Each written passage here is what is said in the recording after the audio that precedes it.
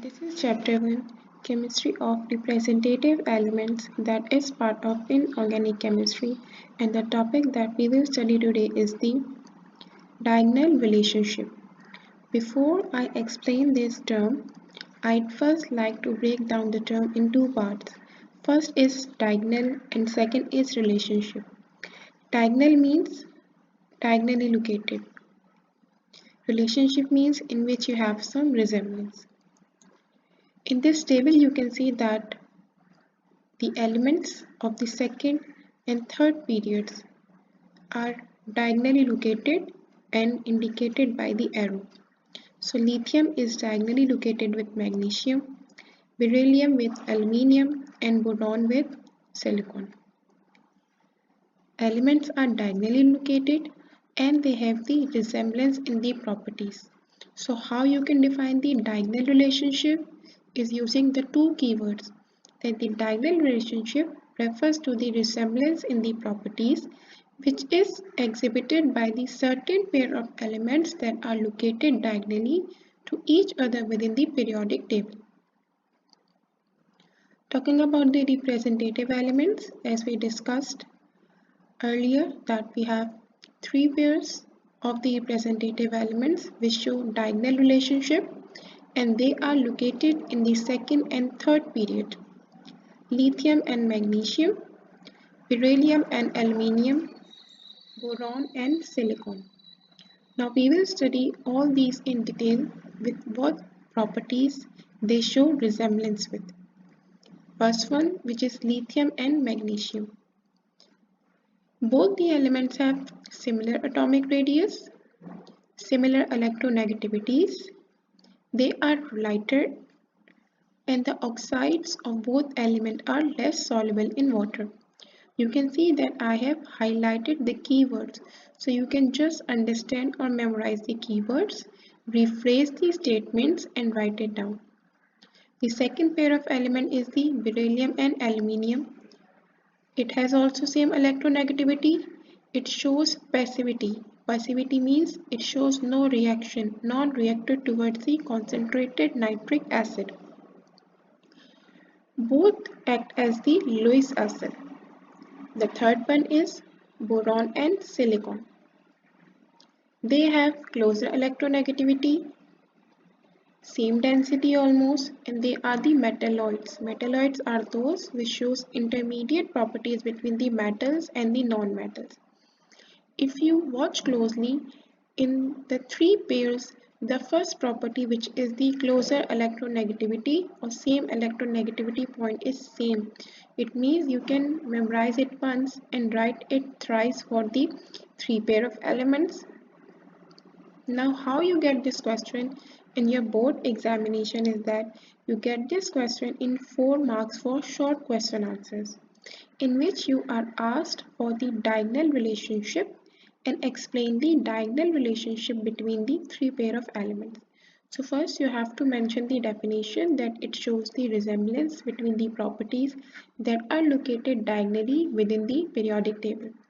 Then you have to explain the relationship, that means which similar properties it shows between the pair of elements. In our course we have three pair of elements, so you might get these three or any two of them in your board examination.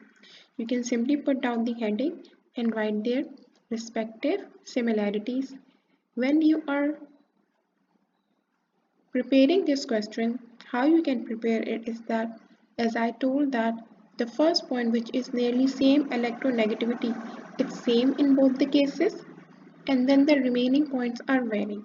So you can smartly learn this question and attempt this in your board examination. It's completely up to your creativity if you want to make individual headings for each pair and then attempt it, or put 3 columns, write the headings and then write down the answers. You get this question in your inorganic chemistry, and this is one of the most important questions, and you almost get this every year. Again, it is the diagonal relationship which explains the resemblance of the properties within the elements that are located diagonally to each other in the periodic table. When you attempt this question, it's completely up to you. Either you can write the name of the elements or denote them by the symbol. I have given you both the scenarios. I also stated in the statement form and then here in the symbolic. So lithium, you can write the complete wording for the element or you can just simply denote it with the symbol. It's up to your creativity. Make sure that when you attempt such questions in your board examination, you are well aware of the marks distribution. If in this question you look closely, they are asking for the definition. It means 1 mark for the definition and then explain the diagonal relationship between the three pairs. It means 1 mark for each pair. So it makes 3 plus 1. So if you write two similar properties, then you must be getting full marks. But if you have to write the similar properties between the two pairs, then in this case, you must at least write 3 points of similarities. Also, if you want, you can put heading for each point and then write it in the statements or simply write in bullet forms. As I said, it's your creativity how you want to attempt such question in your board examination. I will also make a video on the important board questions for your chapter number 1, which is chemistry of representative elements, that is inorganic chemistry, so that you can also have a better understanding of how you might get this question in your board examination.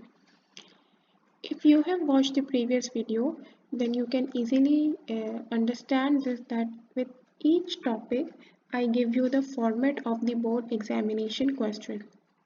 So if you watched the video complete, then I'm pretty much confident that you already have a bit much of understanding of how you will be getting these questions in your board examination.